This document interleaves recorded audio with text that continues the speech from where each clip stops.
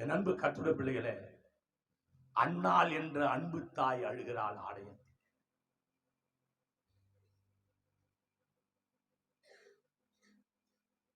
அந்த அன்னாள் என்ற அன்பு தாய் அழுகிற அழுகையை கர்த்தர் கண்டு என்ன செய்யறாரு?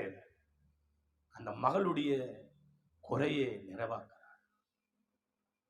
ஆலயத்துக்கு வந்தா ஆண்டவர்கிட்ட நீ ஜெபம் பண்ணணும், அழுது ஜெபிக்கணும், பெருமூச்சு விட்டு ஜெபிக்கணும். அப்பொழுது தேவன் அவர் நினைத்த நேரத்துல உன் ஜெபத்துக்கு பதில் கொடுக்க அவர் வல்லவரா இருக்கிறார்.